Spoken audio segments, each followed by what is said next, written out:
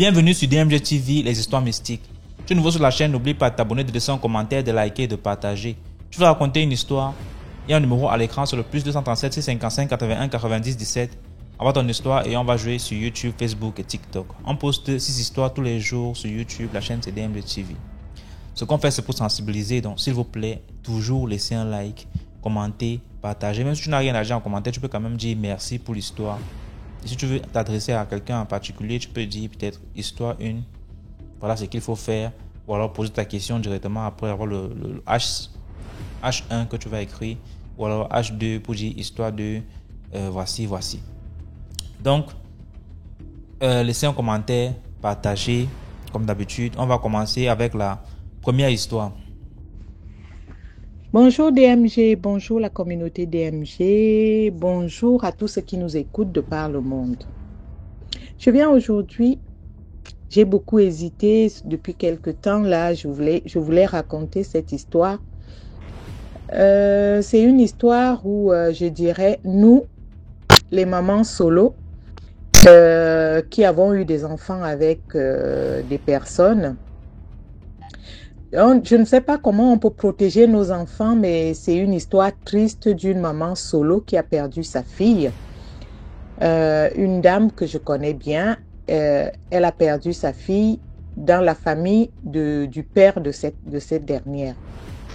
En fait, cette dame, elle a eu, je vais l'appeler aujourd'hui Catherine. Catherine a eu un enfant avec un certain Marc et chemin faisant, Marc a décidé de récupérer la petite. Elle était déjà en classe de, on va dire, il payait l'école, il s'en occupait à distance, mais quand la petite est arrivée en classe de 3e, il a commencé à vouloir que l'enfant passe les grandes vacances dans sa famille, avec sa famille à lui, quoi. Il était marié, il avait d'autres enfants, et c'est dans cette dynamique familiale-là que la petite passait les vacances, les grandes vacances dans la famille de son père. Ils allaient au village, bref, ça se passait. La petite, elle a eu le bac. Quand elle a eu son bac, son père lui a déniché un stage de vacances dans une grande entreprise de la place. Elle a fait son stage de vacances là-bas. Déjà, le premier stage, quand elle était en classe de première, à la fin des vacances, elle a fait un stage de vacances dans cette entreprise. À son année de terminale, elle a fait son stage de vacances à cette entreprise. Et la petite décide d'aller à l'université de Yaoundé.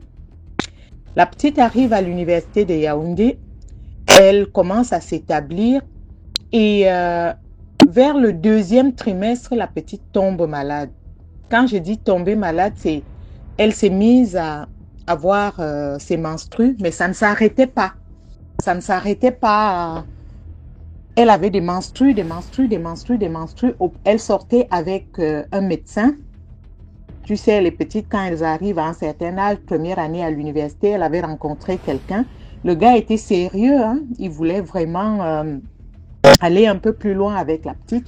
Il faisait des projets, il avait déjà envie d'aller voir les parents pendant les vacances, se présenter et tout. Donc la petite tombe malade. Elle commence à saigner.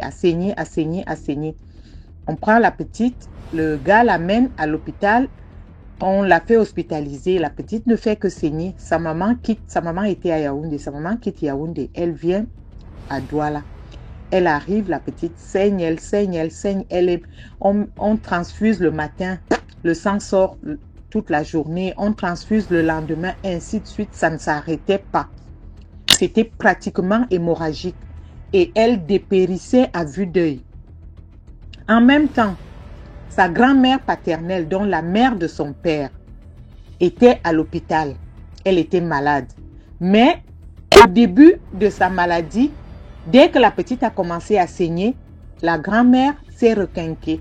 Elle s'est retrouvée regaillardie et tout. On l'a même fait sortir de l'hôpital à Yaoundé. Elle est rentrée à la maison.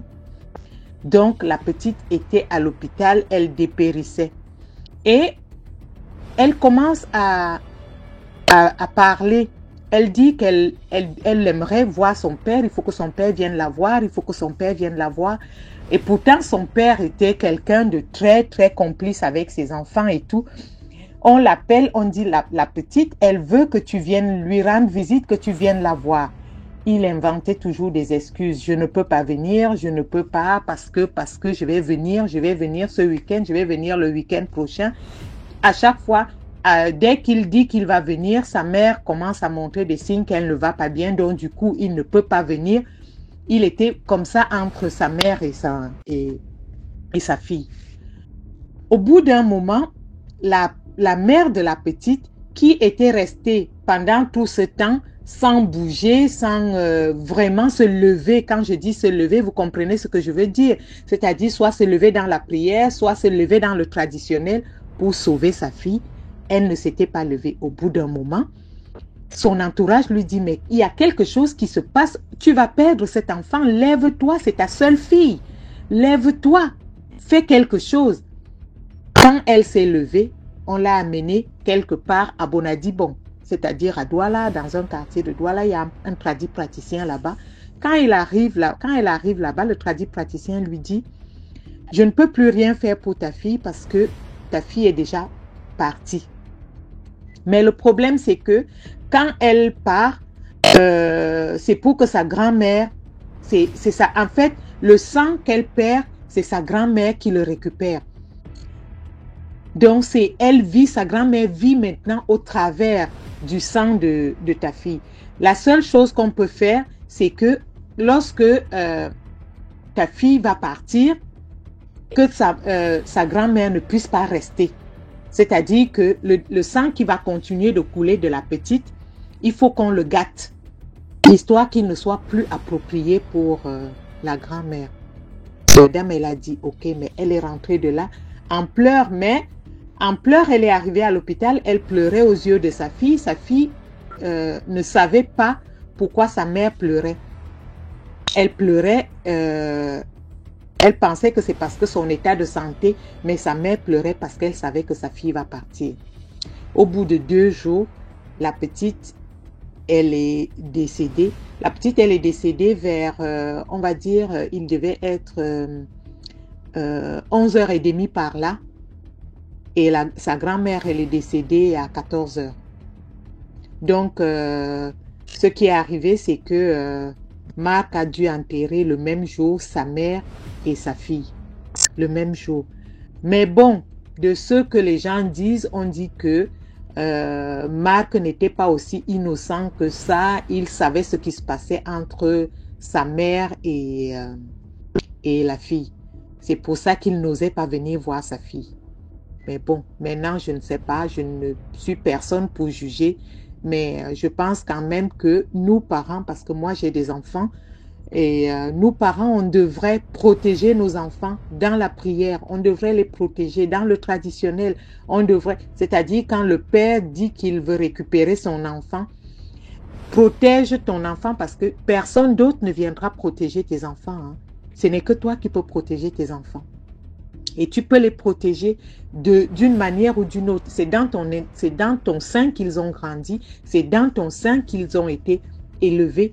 Et tu les as sortis. Mais avant qu'ils ne soient dehors, ils étaient en toi. Donc, je pense que tu peux les protéger comme lorsqu'ils étaient dans tes entrailles. Je pense, hein. Et corrigez-moi si je me trompe, mais je pense que la mère a un certain pouvoir, mais c'est tout simplement parce que nous ne connaissons pas, nous ne savons pas la portée, parce que c'est par nous que Dieu passe pour que des êtres viennent sur terre. Sur ce, je vous dis likez, partagez et je vous dis à très bientôt. Merci DMG, merci la communauté DMG et à bientôt. Merci beaucoup pour l'histoire. Maintenant, on passe à la deuxième histoire. Bonsoir DMG, j'espère que vous allez bien. Okay. J'aimerais raconter une histoire, mais je préfère que ce soit en anonyme, je dis, parce que c'est un peu délicat. C'est une histoire qui date de fin 2021. Un jour, j'étais donc dans la ville où je suis, et mon tuteur, celui chez qui j'ai grandi, il me contacte, il me fait comprendre qu'il est dans ma ville. Et qu'il fallait qu'on se rencontre. Et là où il était, c'était à maximum 5 minutes de moi, donc je suis allé à pied. Étant donc arrivé, il était là avec 2 de ses collègues et un chauffeur. Apparemment, comme ils étaient en personnel, ils ont pris un chauffeur pour les conduire. Donc, on s'est assis là, on a discuté et tout, et au moment de se séparer, il me dit personne ne doit savoir qu'il est ici. Ça m'a intrigué, et lorsque je rentrais, j'ai donc appelé ma mère, je lui ai dit j'étais avec telle personne, et il m'a fait comprendre que personne ne doit savoir, pardon, personne ne doit savoir, personne en tout cas de la famille ne doit savoir qu'il est là. Et il était avec... Bref, on était non loin du village en tout cas, parce que là où je suis, c'est non loin de notre village, environ 3-4 heures de route. Donc c'est pas aussi loin que ça. Et là où lui vivait, c'était à 6-7 heures de route. Donc,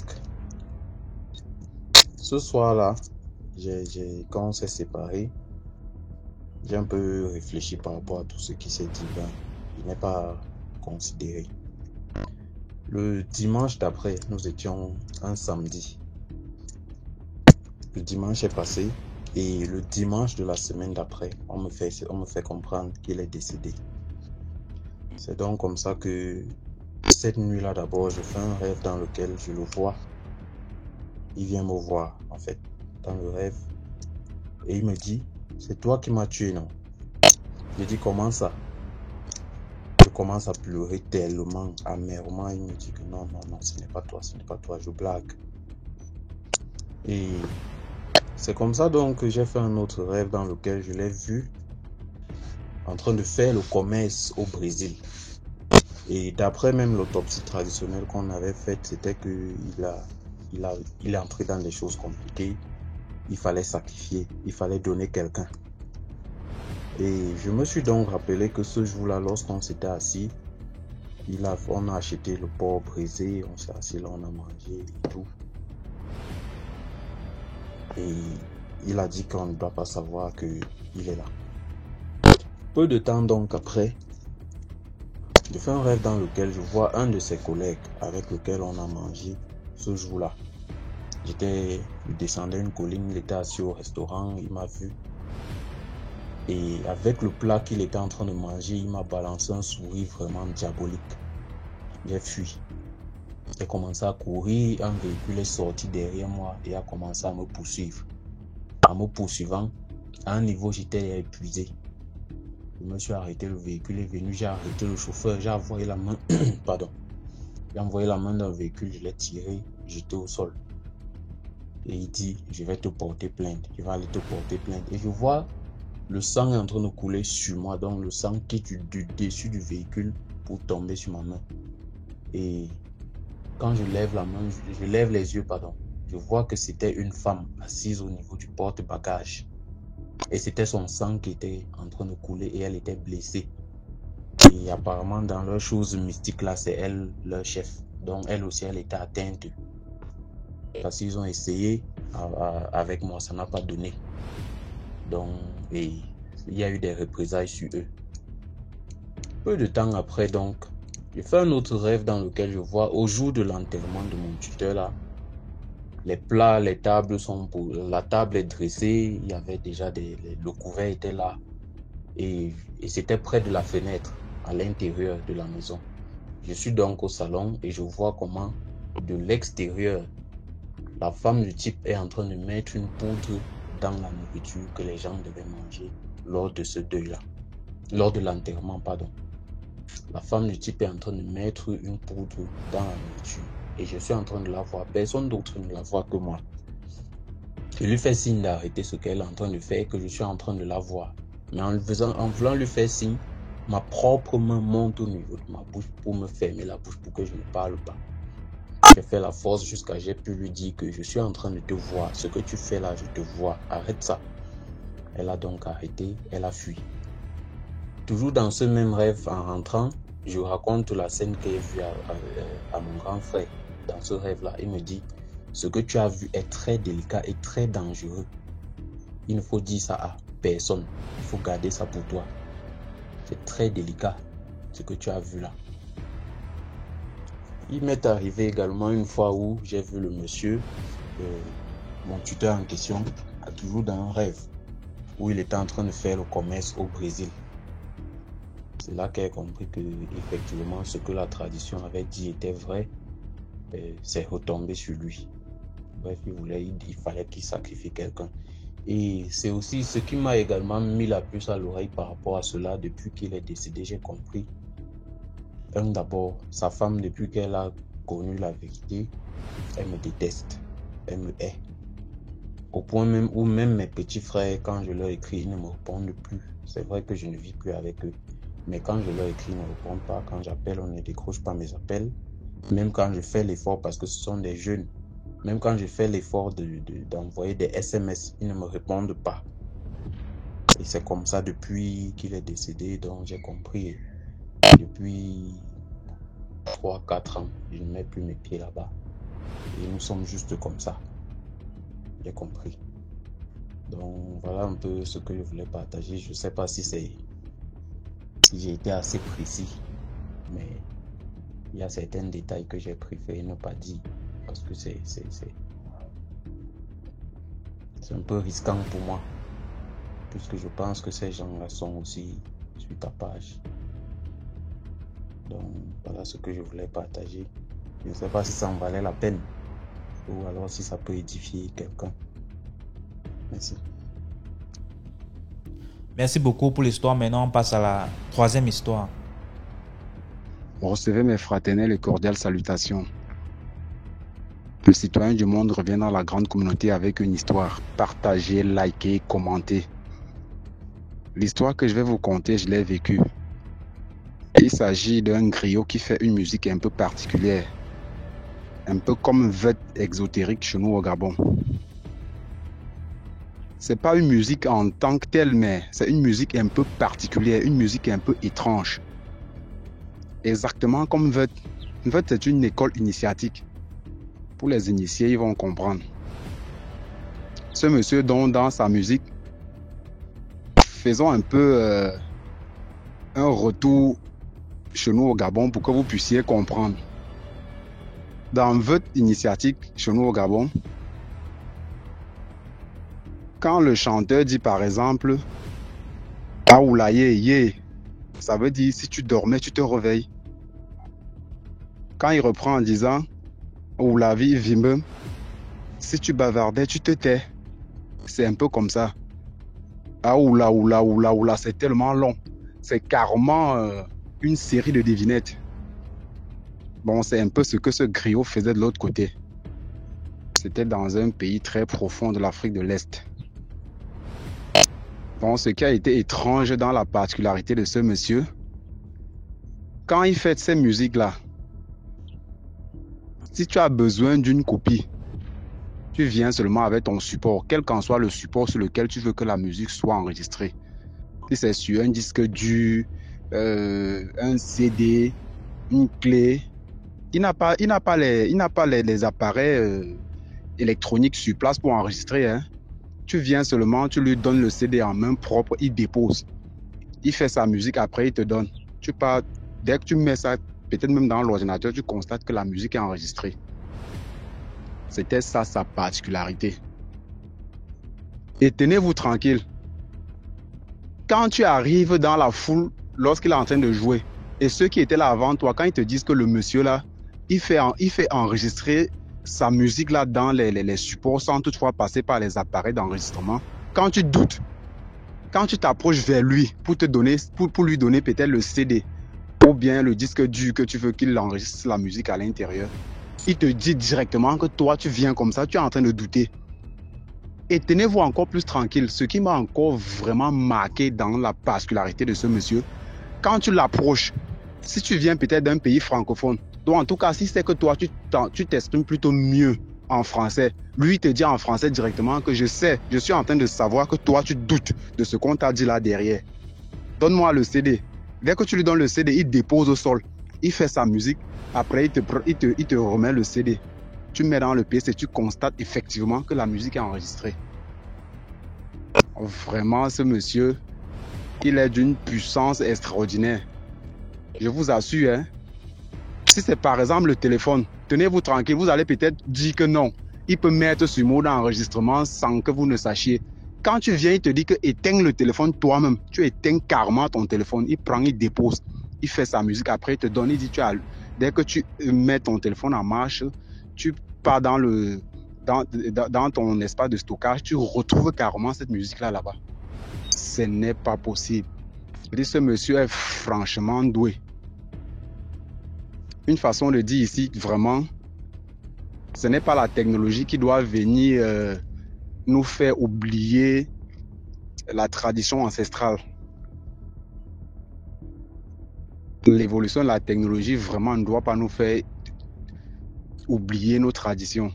Ce monsieur en fait partie vraiment des patriarches qu'il faut respecter.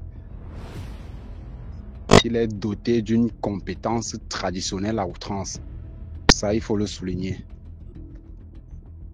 C'est pour dire parfois à certaines personnes, quand tu n'as pas encore vécu un phénomène, ne dis pas que ça n'existe pas. Ce monsieur n'a pas besoin d'un appareil d'enregistrement. Tu viens avec ton support, tu lui donnes un support vierge, il faut préciser, pour que tu constates après qu'il n'est pas en train de faire du n'importe quoi. Un support vierge. Tu déposes là, il joue au moins 20 à 30 minutes. Tu récupères le CD. Directement là, si tu veux, tu testes. Parce que quand tu pars ailleurs, après les gens vont dire que c'est le montage. Directement devant lui, tu mets dans ton PC, tu retrouves ça là directement sur le support que tu lui as remis. Ce monsieur, vraiment, il est doté d'une capacité incroyable. Je vous assure. C'est l'histoire que je tenais à partager avec la grande famille ce matin. Donc parfois, quand on vous dit quelque chose, il faut croire. Il ne faut pas toujours douter. Parce que celui qui te dit, il a vécu. Je vous dis, quand tu arrives devant ce monsieur en doutant, lui, il sait que tu doutes. Si tu viens d'un pays anglophone, il te dit en anglais directement, je sais que tu es en train de douter, donne-moi ton support. Et il le fait directement, il te remet.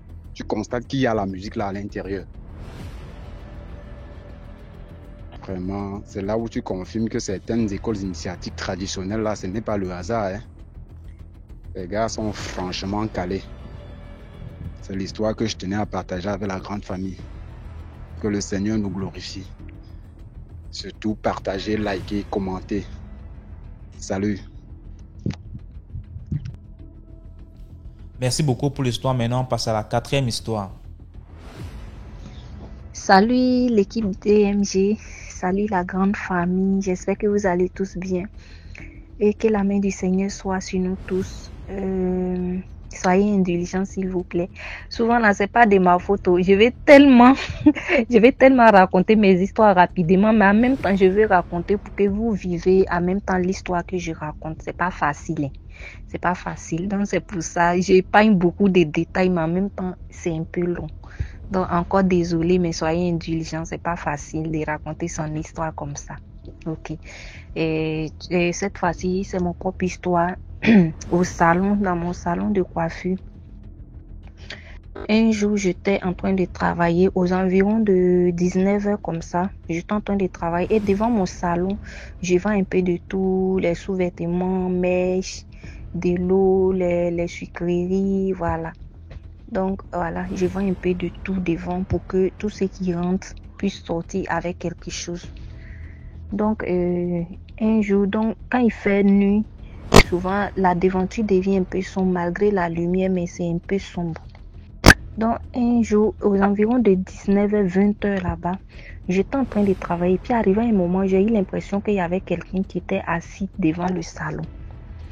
Mais je continue à travailler vu que la personne n'est pas rentrée pour venir saluer et autres. Je m'occupais d'une cliente. Donc je continue à travailler. Mais j'ai vu que j'ai travaillé pendant 1 heure et la personne était toujours assise devant. Puisque vu que c'est tout mais j'étais en train de faire. Donc ça prend un peu de temps. Et arrivé à un moment, la cliente a demandé à rentrer dans les toilettes. J'ai dit ok. Donc vu que ma cliente est rentrée dans les toilettes, je me suis dit attends, je vais sortir pour vérifier devant le salon. Donc je sors. Il y a une grande terrasse, mais je vois la personne assise sur la terrasse au milieu de ma marchandise. Je dépasse tranquillement la personne. Je vais vers la glacière où je mets les sucreries, la Fanta, Coca et autres. Donc je vais avec de l'eau.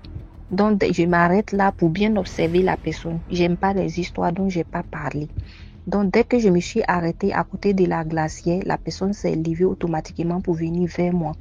J'ai dit bonsoir madame, je peux vous aider? Elle me dit oui, que je veux elle me dit d'abord que je veux de l'eau. J'ai dit ok. J'ai dit pour combien? Et puis elle fait comme si elle n'arrive pas à parler, comme si sa voix sort pas. J'ai dit madame, faites un peu vite, je m'occupe d'une cliente qui est dans les toilettes. Quand elle va sortir là, je dois m'occuper d'elle. Vous voulez quoi?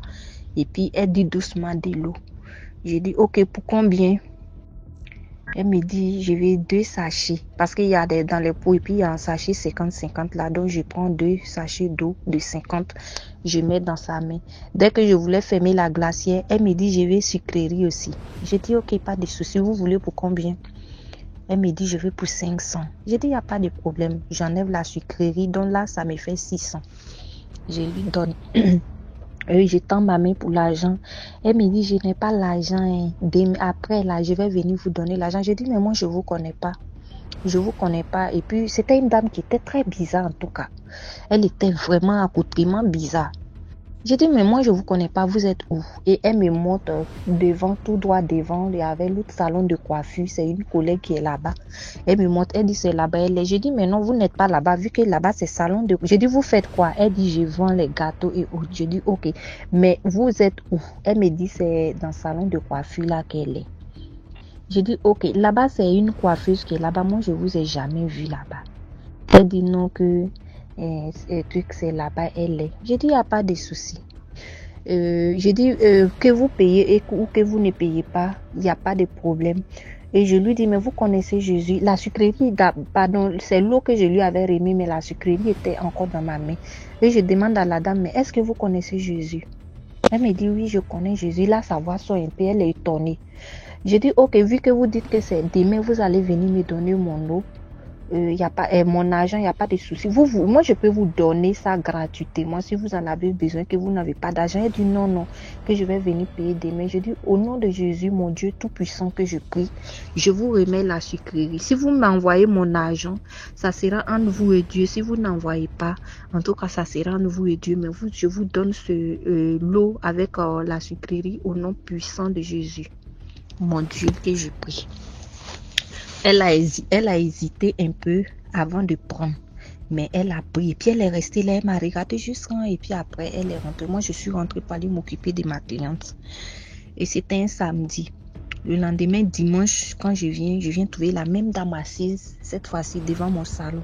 Les dimanches, c'est dans l'après-midi que je commence aux environs de 14h. Je viens, mais elle était là. J'ai dit, aïe, j'ouvre mon salon. Les dimanches, je travaille seule même. Les autres jours, c'est avec les filles, mais les dimanches, je travaille seule. J'ouvre mon salon, je fais comme je la vois pas, je la salue quand même. Bonsoir, madame. Elle dit bonsoir, mais je la reconnais. Et j'ouvre mon salon. Dès que j'ouvre le salon, automatiquement, elle rentre, elle va s'asseoir dans le salon. Dès que j'ouvre mon salon, je prie dans mon salon. J'ai fini de prier dans mon salon et il y a une cliente qui vient. La cliente même m'avait déjà appelé, mais la dame, elle assise, elle regarde tout droit dans le miroir. Quand tu regardes dans le miroir, ses yeux ne bougent même pas. Mais elle assise, elle fixe le miroir. Comme si elle avait quelque chose contre moi, elle me fixait. Moi, je lui demande rien. Hein. Je la regarde simplement, seulement. Et je me dis, si elle veut quelque chose, je ne vais pas lui donner.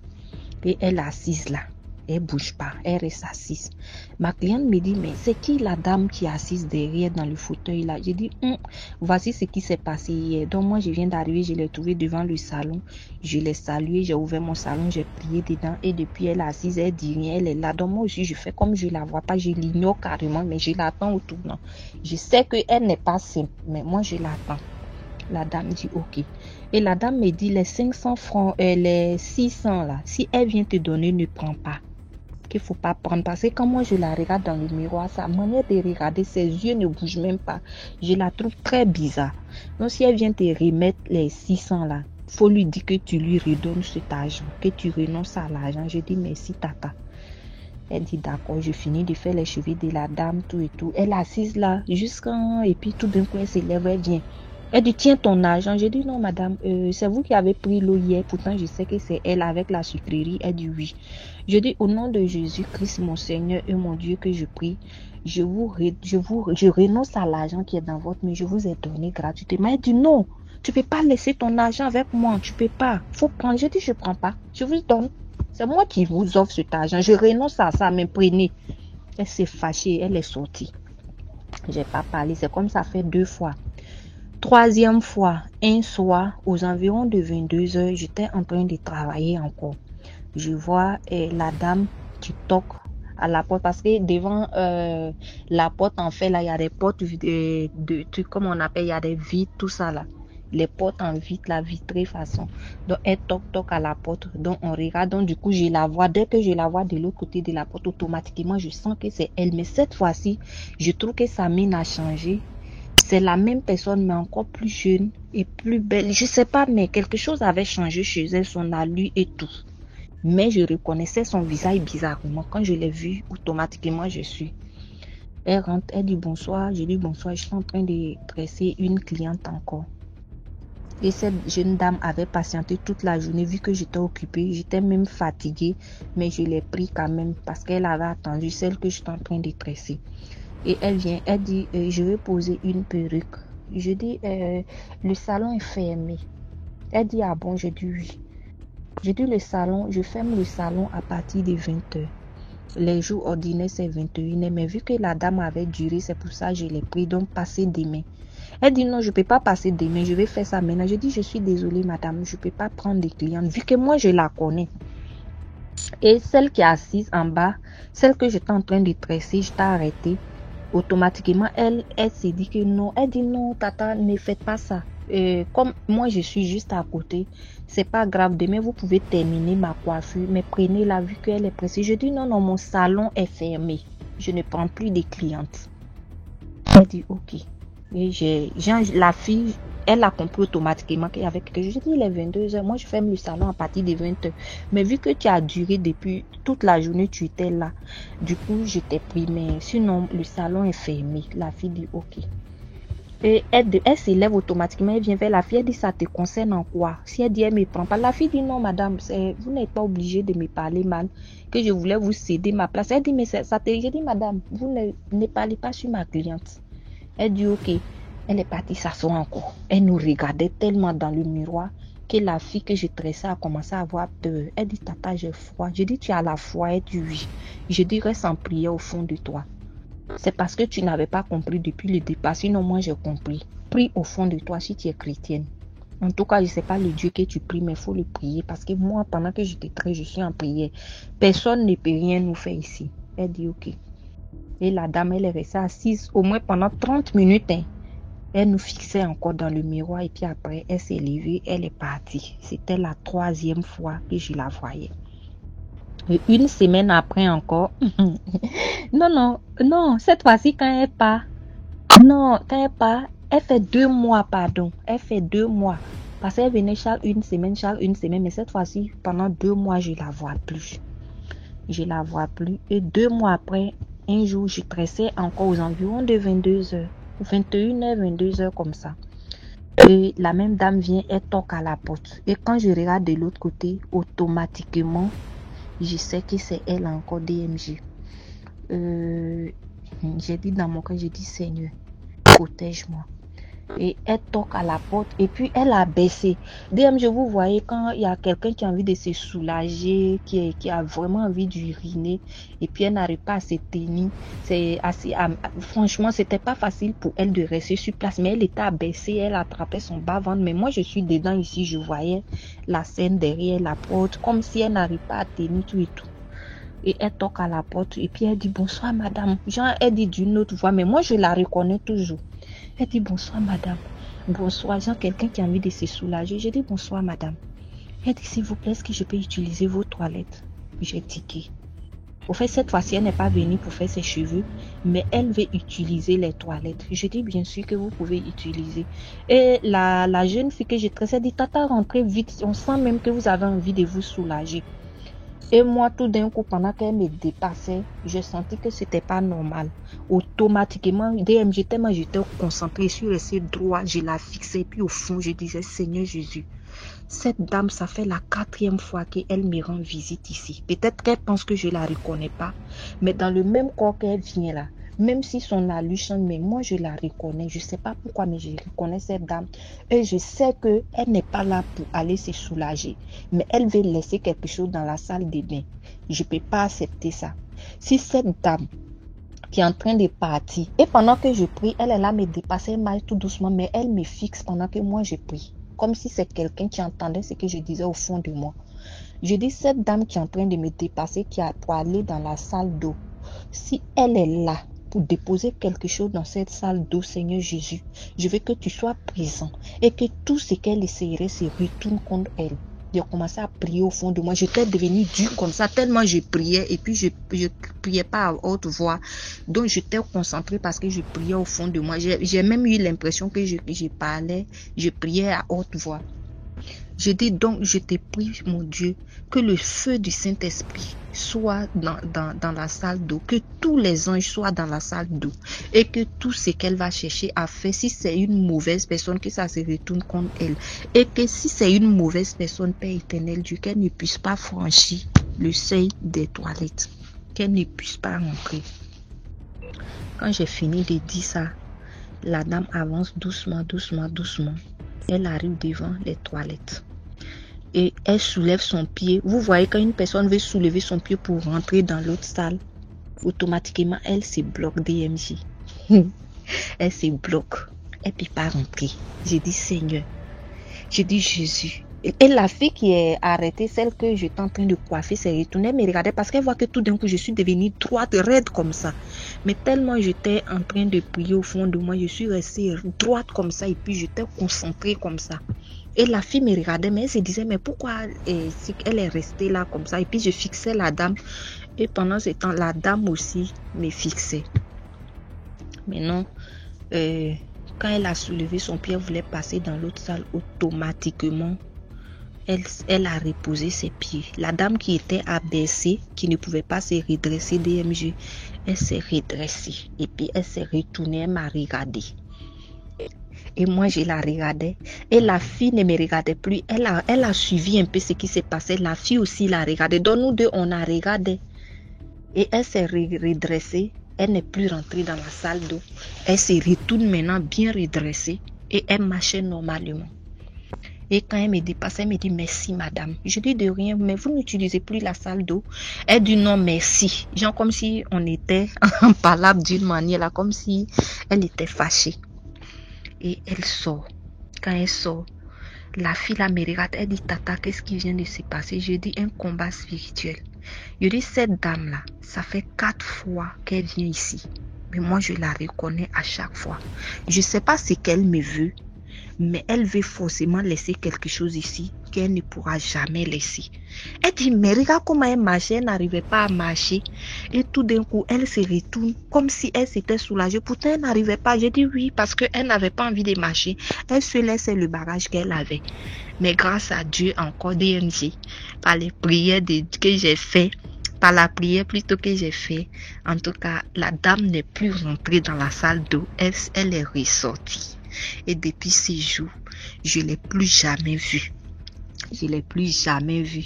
Et c'est là, franchement, moi, chaque jour, j'ai dit ce que le Seigneur a fait pour moi. Je sais pas là. Le nom de Dieu est tellement puissant.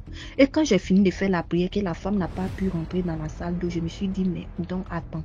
La parole même qu'on prononce simplement est le nom du Seigneur. Donc ça agit. Qu'est-ce que cette dame partait faire dans la salle d'eau? Personne ne sait. En tout cas, c'est Dieu seul qui sait. Elle n'est pas remplie. Et le feu du Saint-Esprit que j'ai invoqué, je ne sais pas aussi ce qui se trouvait dans la salle d'eau et puis elle n'est pas rentrée. Donc vraiment, en tout cas, ayez toujours la foi, restez toujours en prière et vraiment jusqu'à aujourd'hui, je n'ai plus jamais vu cette dame. Et vraiment, donc voilà un peu l'histoire. Je vous dis merci, vraiment merci beaucoup DMJ pour tout. Donc voilà, je reviendrai encore parce que j'ai d'autres histoires comme ça. Surtout nous les coiffeuses là, il y a tellement de choses. Il y a d'autres histoires comme ça que je viendrai vous raconter. J'ai vécu tellement de choses comme ça, tellement d'attaques. Mais bon, le Seigneur a toujours été avec moi. Donc je vous dis merci. Likez, partagez et puis surtout faites beaucoup attention aux inconnus que vous racontez. Surtout ne parlez pas mal aux gens parce que souvent on ne sait même pas qui est en face de nous. Donc la prochaine fois aussi, je viendrai vous raconter l'histoire de ma cliente de chaque an. Donc voilà, j'ai tellement d'histoires. Donc voilà, merci beaucoup. Bisous, bisous à tous. Merci beaucoup pour l'histoire. Maintenant, on passe à la 5e histoire. Bonsoir DMG et bonsoir à toute la communauté de DMG. Bonne et heureuse année à tous et à chacun. Vraiment, mes vœux les meilleurs pour cette année 2025. Donc, j'aimerais raconter une histoire qui m'a été racontée par un de mes frères. J'espère de tout cœur que je serai assez audible et que je ne parlerai pas trop vite, étant belle de nature. Je vais essayer de faire un effort. Donc, le titre que lui-même m'a donné par rapport à cette histoire, c'était Missile à retardement. Il a dit que dans le monde spirituel, c'est comme ça qu'on appelle ça, étant un ex-initié. Voilà, il a été initié à quelques rites traditionnels gabonais. L'histoire se passe entre le Gabon et la France. Et je vais nommer les protagonistes de l'histoire: Fanny, qui est de nationalité gabonaise, Patrick, qui est de nationalité, on va dire, ouest-africaine. Je préfère garder l'anonymat du pays. Donc, Fanny est tombée sur le charme de Patrick et vice-versa. Ils ont décidé de se mettre en couple et quelques temps plus tard, Patrick a décidé d'épouser Fanny. N'étant pas sur le tas possible d'aller faire un mariage coutumier au Gabon, ils ont demandé la permission aux parents de Fanny de faire d'abord le mariage civil en France. Donc le mariage civil s'est déroulé, ils ont fait quelque chose de très rapide, un truc vraiment à petit comité. Donc voilà, ça s'est bien passé et tout. Et 2 ans sont passés. Fanny a eu l'opportunité de faire monter ses frères et sœurs sur la France, avec les avantages qu'elle avait, étant donné que Patrick avait la nationalité française. Donc, elle a eu l'opportunité de faire monter ses frères et sœurs sur la France. Vraiment, elle s'est battue pour qu'ils puissent monter, pour pouvoir aller poursuivre les études et tout. Et quelques temps après, je pense 2 ou 3 ans après son mariage, elle décide d'aller faire le mariage coutumier au Gabon. C'est tout à fait logique, tout à fait normal. Quand on sait que le mariage traditionnel est certainement pour nous, Africains, le plus important de tous les mariages, sans pour autant négliger les autres mariages, donc le religieux et le civil et tout. Donc, elle décide de monter ou de descendre sur Libreville avec son mari. Donc, ils ont fait un mariage vraiment à huis clos. Donc, ils ont apporté la dot, ils ont apporté tout ce qu'on demandait sur la liste de la dot, le montant qu'on demandait sur la liste de la dot. Vraiment, c'était vraiment à petit comité. Parce qu'ils n'ont pas voulu ébruiter la nouvelle ou bien faire une grande cérémonie de 400 voire 500 personnes pour nourrir toutes ces personnes, parce qu'ils devaient retourner immédiatement sur la France à cause de leur travail. Donc, quand ils sont arrivés après le mariage et tout, vous savez qu'après le mariage, on est invité ça et là, chez les oncles, chez les tantes, etc. et tout. Donc, Fanny, de manière naturelle, elle partait voir ses oncles, elle partait voir ses tantes, elle partait voir ses nièces, ses neveux, et cousins et cousines et tout.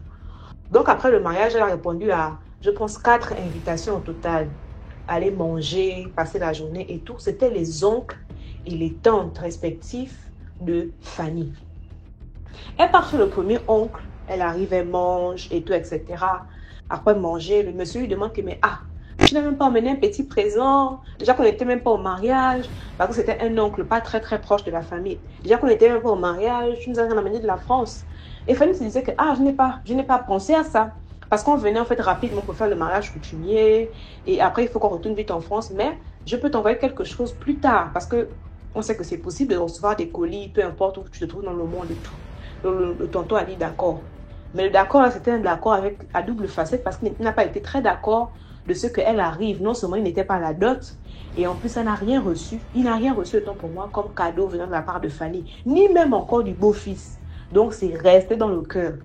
Elle part chez la deuxième tantouse aussi, c'est la même chose. Troisième, quatrième, la même remarque, les mêmes paroles. Bon, elle n'a pas trop pris ça au sérieux.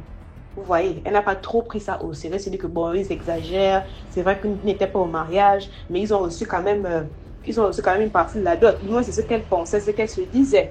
Parce que quand la dot se partage, généralement, les mariés ne sont pas informés de ce qui se passe. C'est la famille qui décide de qui reçoit quoi, de qui reçoit combien, de qui reçoit ceci ou cela.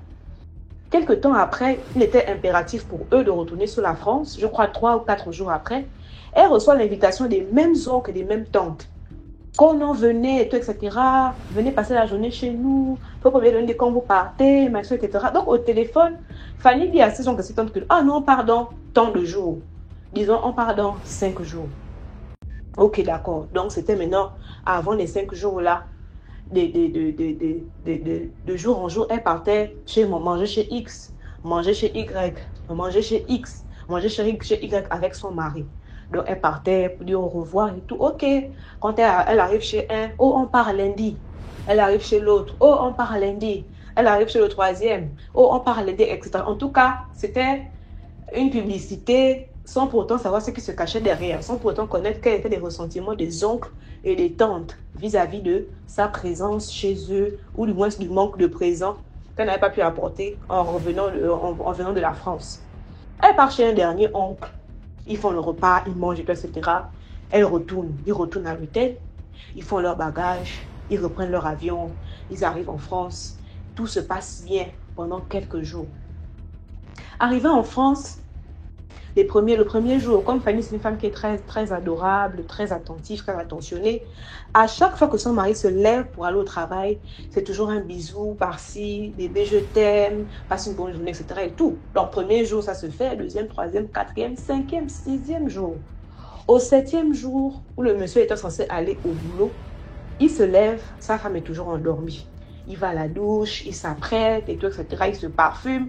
Il commence à toucher sa femme pour dire que, mais est-ce que tu ne me fais pas de bisous aujourd'hui? Il n'y a pas de bonjour, il n'y a pas de passe une bonne journée. Genre, en souriant, il la touche. Il se rend compte qu'elle ne réagit pas à ses attouchements. Il bouscule la femme. Rien. C'est comme ça qu'il décide d'appeler les urgences, qui sont simplement venus constater le décès de Fanny. Donc, Fanny est décédée comme ça, pour un rien, dans la nuit et tout, etc. Donc, quand la maman a su, elle a été indignée. La maman a fait un voyage dardard sur Libreville. Je ne sais pas exactement qu'elle est partie voir, mais elle est partie consulter certaines personnes. Vu qu'elle n'avait même pas eu la présence d'esprit de savoir, ou du moins, ça n'a même pas été averti de ce qui se passait. Donc, c'est en partant consulter chez un monsieur qui voit, qui lui a dit que, ta fille a fait majoritairement 2 erreurs. Non seulement, elle partait rendre visite à ses oncles et ses tantes, elle n'avait pas de présent. On ne connaît pas comment est le cœur des gens. Tu vas arriver, tu reviens de la France, on sait que tu as fait 3 ans, 4 ans, 5 ans, ou voire même 7 ans. Elle a appris là-bas. Voilà, c'est vrai que les oncles n'ont pas forcément envoyé l'argent, mais on connaît comment les Africains, ils sont. Ils sont très mauvais de nature, certains du moins. Donc, elle a fait cette première erreur, c'était de partir, il ne pas apporter de présent. Et la deuxième erreur, c'est de dire à chaque fois que on part tel jour, on part le lundi, on part le lundi. Donc, ils ont eu le temps de se concerter. Ces oncles, ces tantes ont eu le temps de se concerter pour pouvoir en finir avec sa vie. Leur motif, c'était quoi? Non seulement elle est venue, elle n'a pas fait de cadeau, en plus, elle prenait toujours soin de sa mère, elle prend soin de ses frères et sœurs. Elle est qui? Elle pense que c'est elle qui va faire venir toute sa famille en France. Pourquoi elle ne pense pas à nous? Pourquoi? Et aujourd'hui, Fanny est décédée sans enfant. Je ne sais pas ce qu'il en est advenu de sa mère et de ses frères et sœurs qui sont en France. Mais en tout cas, elle est décédée sans enfant. Elle est partie comme ça, à cause du mauvais cœur, à cause de la méchanceté des êtres humains. Donc, je ne sais pas si on peut tirer une leçon au travers de cette histoire. Souvent, même tu vas apporter un cadeau, on va te faire du mal avec ton propre cadeau. Souvent, tu viens, tu n'as même pas le cadeau, on veut te faire du mal parce que tu n'as pas mené le cadeau. Finalement, on ne sait pas quoi faire. Que le Seigneur nous garde et soyons surtout vigilants et ayons vraiment l'esprit de discernement. L'affaire de se balader à gauche, à droite et commencer à dire que je voyage, je vais à tel endroit, j'ai eu le visa pour ceci. Essayons un peu d'arrêter ça. Apprenons à être vraiment, vraiment très discret. Parce que plus le temps passe, plus on se rend compte de la méchanceté des êtres humains. Voilà, c'est tout ce que je pouvais dire. J'espère que je n'ai pas été trop rapide. Bonne journée à tous. Merci beaucoup pour l'histoire. Maintenant, on passe à la 6e histoire. Bonjour DMG. Bonjour à la famille DMG. J'espère que vous allez tous bien. Moi, j'aimerais bien vous raconter une histoire qui s'est passée ici au Gabon. C'est vrai que vous avez dit qu'on ne dit pas les pays. Bon, en tout cas, c'est sorti. Ici, ça s'est passé ici. En fait, c'est ma propre histoire. Mon propre. En tout cas, c'est mon histoire. Donc, j'aimerais d'abord conscientiser tous les jeunes à propos d'amitié là. Les amis, sincèrement, si tu connais ton identité spirituelle, Là, au moins, tu peux connaître avec qui tu te mets en amitié. Mais si tu ignores tout sur toi spirituellement, vaut mieux tu restes encore à la maison. Au lieu d'aller te coller avec des gens, je ne sais pas. En tout cas, mon histoire, c'est laquelle. En fait, j'avais un ami qu'on appelait, bon, on va lui donner le nom de David. Donc lui, en fait, c'est quelqu'un qui a beaucoup cherché l'amitié avec moi. C'est quelqu'un qui voulait trop être mon ami, au point où ils disent même que il me disait souvent, ça ne sais pas si c'était pour me flatter, il me disait qu'il aimerait avoir un frère comme moi. Donc, du coup, ça roule. Du jour au lendemain, je remarque que les bonjours s'accentuent. Du genre venir veiller avec moi s'accentue. Je voyais ça d'abord même bizarre que est-ce que le frangin là, il n'est pas à gauche. Mais après, j'ai compris tout de suite que les gens, ils voulaient l'amitié parce que moi, d'abord, je suis quelqu'un de calme, timide. J'aime rester dans mon coin. Je n'aime pas rester en compagnie des autres.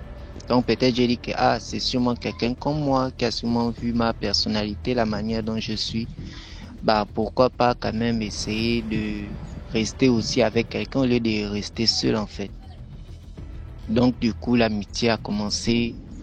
Mais j'ai remarqué que dans l'amitié là, en fait, même d'abord il aimait porter mes habits. Tous mes habits, il aimait porter ça. Jusqu'à même mes calcifs, mes sous-vêtements. J'ai remarqué que mes sous-vêtements, quand il fait un geste brusque, et j'ai remarqué qu'en tout cas, même mes sous-vêtements, il commençait déjà à porter ça. Donc je lui disais que bon, les sous-vêtements que tu as portés là, garde.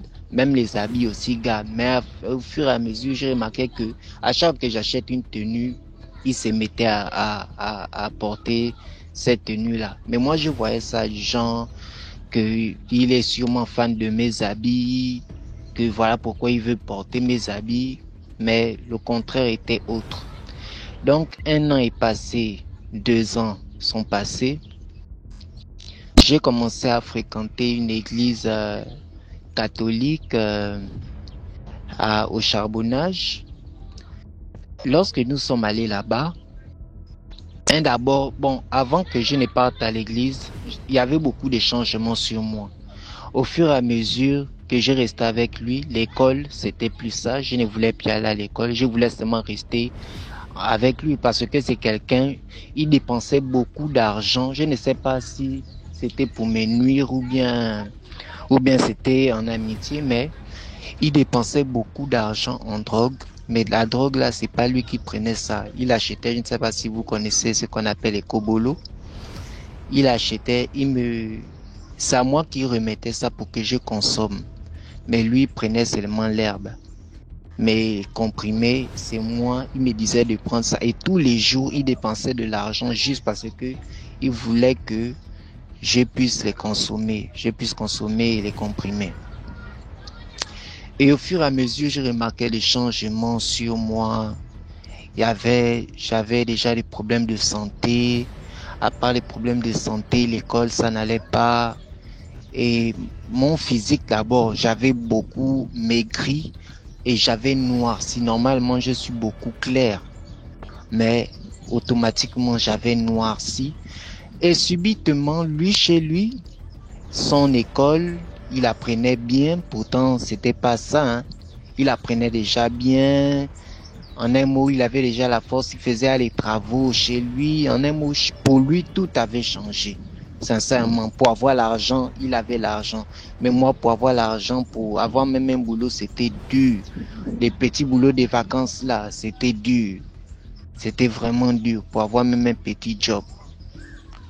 C'est maintenant où, lorsque je pars à l'église catholique en question, je m'en vais à l'église en question, c'est là où on me révèle d'abord, on me dit, le prêtre exorciste me dit qu'il va me donner un travail parce que ce qu'il voit sur moi, c'est pas bon. Il m'a dit ça. Jusqu'alors même, mon ami était toujours, il voulait savoir ce qui se passe. Tu es allé à l'église, comment ça se passe, machin, tout ça là. Même avant que je ne parte à l'église d'abord, il faut d'abord rappeler, il faut d'abord noter que à chaque fois que je disais que je partais dans une église, il voulait forcément venir à l'église avec moi. Je ne sais pas si c'était pour voir ce qui se passe là-bas. Mais lorsque j'étais allé à l'église catholique avec maman, parce qu'elle voulait m'emmener là-bas, pour elle, vu que tout ce qui se passe est spirituel. Donc elle voulait m'emmener là-bas si le pasteur pouvait prier sur moi pour que j'arrête de fumer, j'arrête de prendre des substances. Donc en un mot, c'était pour ça que nous étions allés là-bas. Mais lorsqu'on part, on découvre une autre chose. Le pasteur m'a dit à un moment d'acheter certains ingrédients pour qu'on puisse prier sur moi. Mais le jour-là, le tas de questions qu'il m'avait posées, j'avais même l'impression d'être en couple déjà en fait.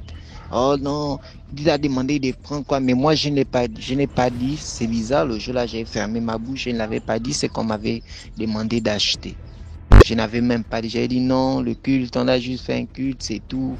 On était assis, il parlait, après je me suis levé, après on s'est levé, nous sommes partis avec maman. Maintenant le jour vient où je dois me voir avec le prêtre exorciste afin qu'il puisse m'exorciser.